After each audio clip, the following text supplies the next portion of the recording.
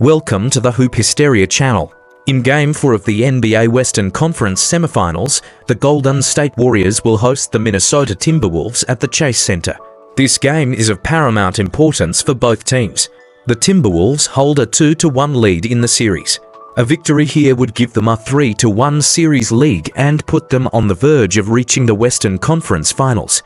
On the other hand, the Warriors have no room for error.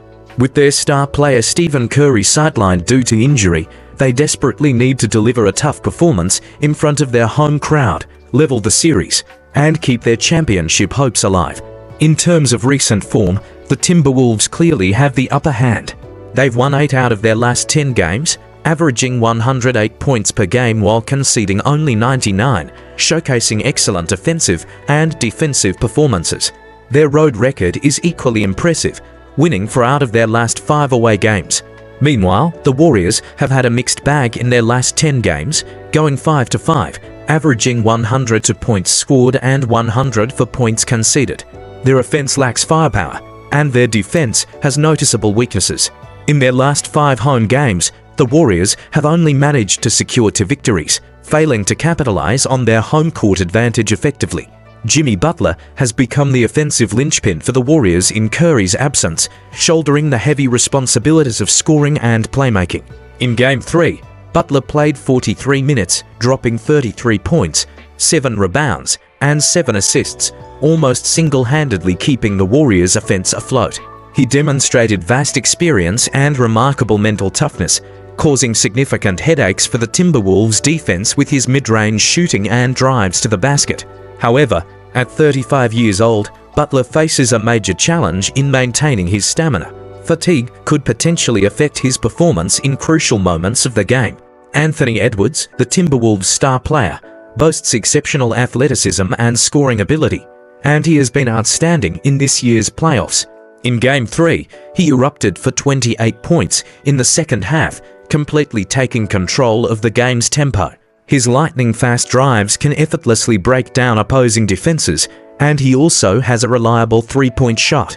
Against the Warriors' defense, Edwards needs to continue his efficient scoring and involve his teammates, using his offensive threat to create more opportunities for them. Draymond Green is the defensive anchor and the on-court general of the Warriors. His value on defense extends beyond his individual defensive skills.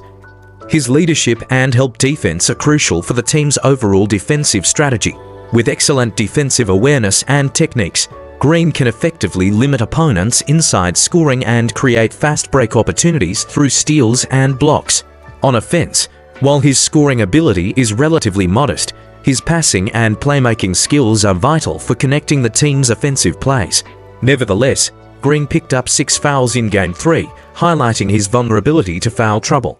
Rudy Gobert is one of the league's premier interior defenders. With his imposing height and wingspan, his shot blocking and rebounding abilities in the paint are second to none. In the series against the Warriors, Gobert has averaged over 10 rebounds per game and delivered several crucial blocks, effectively stifling the Warriors' inside attacks. On offense, Gobert primarily scores off pick-and-rolls and second-chance opportunities, providing a stable scoring option in the paint for the Timberwolves.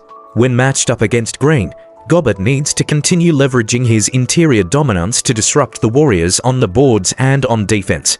With Curry out, the Warriors have had to adjust their offensive game plan. They now heavily rely on the individual talents of Butler and Jonathan Kuminga. Butler, with his experience and skills, will look to score through mid-range shots and drives. Kuminga, blessed with impressive athleticism, will seek opportunities in fast breaks and close to the basket. Additionally, the Warriors will emphasize more passing and cutting plays, constantly moving the ball to exploit gaps in the Timberwolves' defense. Role players like Buddy Hield and Podziemski need to maintain a decent three-point shooting percentage to stretch the floor and open up the offense. On the defensive end, the Warriors will stick to their trademark switching defense.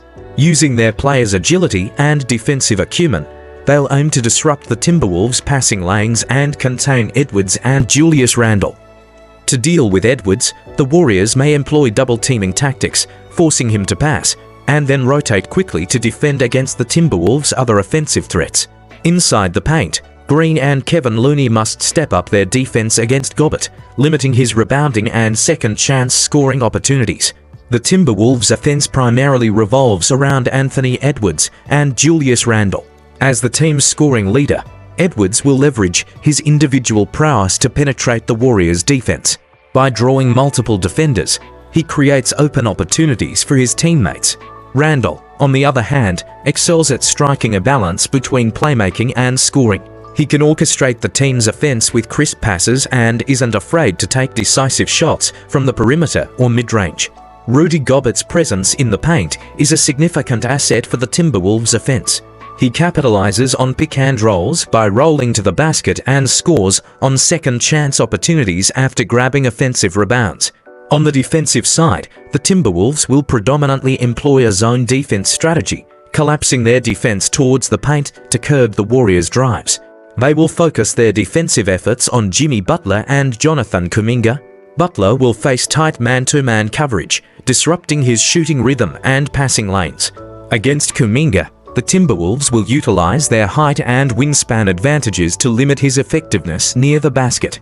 When guarding against the Warriors' three-point shooting, the Timberwolves will intensify their closeouts on shooters, ensuring they don't get too many open looks from beyond the arc. With Stephen Curry sidelined, the performance of the Warriors' role players will be a determining factor in the game's outcome. Shooters like Buddy Hield and Podziemski need to regain their shooting touch from deep, knocking down crucial three-pointers to alleviate the offensive burden on Butler and Kuminga. Meanwhile, Kuminga must maintain his scoring efficiency, posing a threat in the paint and on fast breaks. Rebounding is a pivotal aspect of the game. In Game 3, the Timberwolves' superior rebounding allowed them to secure numerous second-chance points, a key factor in their victory. In this upcoming matchup, the Warriors must step up their rebounding efforts. Interior players Draymond Green and Kevin Looney need to contain Gobert on the boards while also securing rebounds themselves, creating more offensive opportunities for their team. Both Steve Kerr and Chris Finch are seasoned coaches, and their in-game management will play a crucial role. During the game, they must adjust their strategies promptly based on the flow of the game and make smart decisions regarding substitutions. For instance, when the Warriors' offense stalls, Kerr needs to find ways to jumpstart it. Conversely, Finch must ensure the Timberwolves remain focused and avoid costly turnovers and lapses in concentration while holding a lead. The Warriors currently find themselves trailing 1-2 in the series, and they need to stay mentally resilient, not letting adversity derail their confidence. The support of their home crowd will be a significant boost, and they must bring energy and intensity to defend their home court. Although the Timberwolves hold the upper hand, they cannot afford to be complacent. They need to stay composed, stick to their game plan, and avoid getting rattled by a potential Warriors comeback. Based on the current situation, the Timberwolves enjoy advantages in roster depth and recent form. Their offensive firepower and interior dominance pose a significant challenge to the Warriors. Without Curry, the Warriors face substantial offensive hurdles. While players like Butler and Kuminga have stepped up, the team's overall strength has undeniably taken a hit. ESPN projects the Timberwolves to have a 58.1% chance of winning, compared to the Warriors' 41.9%. However, basketball games are inherently unpredictable. As a team with extensive playoff experience, the Warriors will leave everything on the court in front of their home fans. They may adopt a more tenacious defensive approach, using aggressive hustle and team defense to stifle the Timberwolves' scoring. Additionally, if the Warriors' role players catch fire offensively and drain critical three-pointers, they could very well level the series at home. This game promises to be an intense battle. The Timberwolves are favored to extend their lead with their collective strength, but the Warriors are far from defeated. Let's eagerly anticipate and witness this thrilling playoff showdown.